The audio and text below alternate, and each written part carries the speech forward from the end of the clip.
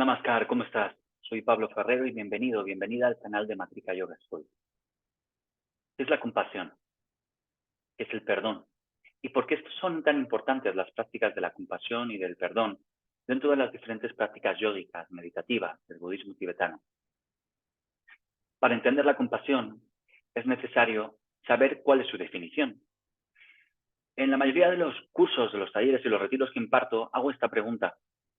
Y no mucha gente sabe articular lo que es la compasión. La compasión, de una manera más o menos precisa y de la manera que yo entiendo hasta el momento actual, es que todos los seres humanos, incluido yo, incluido tú, sufrimos. Por lo tanto, cuando me hacen daño, cuando hago daño, ese dolor, ya sea consciente o inconsciente, viene desde el propio sufrimiento. Desde el propio sufrimiento de quien lo recibe, desde el propio sufrimiento de quien lo da. Pero ¿qué es necesario para entender la compasión? No sirve tener una fe ciega, es decir, tenemos que ser compasivos. Sería muy fácil y sería muy deshonesto pensar que simplemente por descubrir el concepto de la compasión, ya sé lo que es la compasión. La compasión, en cierto modo, como casi todo en la vida, hay que discernirla y trabajarla. Y en cierto modo, meditarla y estudiarla. La compasión, para que se dé la compasión, es necesario entender las diferencias entre la objetividad y la subjetividad. ¿Qué es la objetividad? La objetividad o el ego objetivo es aquel que se identifica pensando que lo que es permanente, que lo que soy es permanente, que no hay una opción de cambio. En cierto modo, la objetividad es sinónimo a permanencia. Y permanencia, según los budistas tibetanos, algo permanente significa que aunque dure un nanosegundo, no existe una opción de cambio, no existe un poder de transformación de eso. Por ejemplo, algo permanente sería si yo le dijera a esa persona, eres tonto. Ese eres tonto dura un segundo y no se puede cambiar porque ya lo has dicho. De ahí la importancia de las palabras, de los pensamientos, pero sobre todo de las palabras para con el todo, ya que una vez que soltamos una palabra, esa palabra ya no se puede cambiar. Más adelante podrás decir más palabras, te podrás disculpar, podrás pedir lo siento, pero ese eres tonto, en cierto modo, es permanente, porque dura un nanosegundo, pero no lo puedes cambiar. Y en cierto modo va a afectar a la subjetividad de la relación, a la subjetividad de tu persona. Por lo tanto, en las prácticas para entender la compasión, es necesario entender que todo existe subjetivamente, que la mayoría de las cosas en este universo existen subjetivamente. Sobre todo que los seres humanos, nosotros como personas, existimos subjetivamente. ¿Qué significa la subjetividad? Que somos impermanentes. ¿Y qué significa que algo es impermanente? Que aunque dure un nanosegundo, en ese nanosegundo existe una posibilidad de cambio. No solo eso, sino que dependo de las diferentes partes que me conforman, que dependo de mis experiencias del pasado, que dependo de las personas de las que me rodeo, que dependo del contexto, de la habitación que habito, que dependo de cómo me he levantado esta mañana, que dependo de lo que he desayunado esta mañana. Por lo tanto, soy impermanente, estoy en constante cambio. ¿Por qué esto es tan importante para entender la compasión? Porque cuando yo entiendo que todo en este universo existe de manera subjetiva, voy a tener mucho más cuidado de cómo empleo aquellas cosas, aquellas acciones que son permanentes, como pueden ser los pensamientos y las palabras.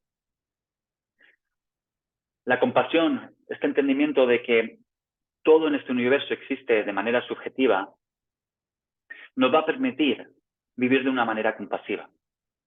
Y en cierto modo nos va a permitir perdonar. Perdonar en gran parte a las experiencias del pasado que hemos vivido, a los daños que nos han sido causados y a los daños que hemos causado. Y eso es muy importante para las prácticas de yoga, para las prácticas de meditación, para las prácticas del budismo tibetano. ¿Por qué es tan importante? Y no es solo importante traer el inconsciente al consciente. Durante los diferentes cursos, talleres, retiros que imparto, me di cuenta que muchas de las personas, y me incluyo, hemos aprendido a articular muy bien nuestra propia historia personal. Sabemos de dónde venimos, más o menos, lo sabemos articular. Sabemos cuál ha sido la relación con nuestro padre, con nuestra madre, con nuestros hermanos, con nuestros amigos, cómo ha sido nuestra relación con la escuela, con los diferentes compañeros de la escuela, de la universidad, si nos han maltratado o no, si hemos sufrido de acoso o no. Todos estamos extremadamente identificados con nuestra historia personal. Pero el budismo tibetano dice que hemos venido a este planeta para ser seres trascendentales. Es una frase que me encanta, ser seres trascendentales. Es decir, que uno de los objetivos es trascender eso en la medida de lo posible. ¿Qué es necesario para trascender?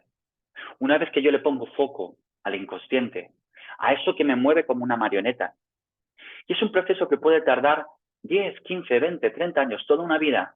No estoy diciendo que lo hagas ya, lo que estoy diciendo es que nos pongamos a ello.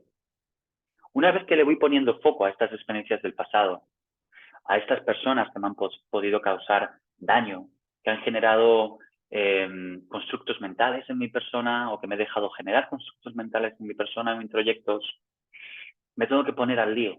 Y ponerse al lío significa entender que todo en este universo existe subjetivamente.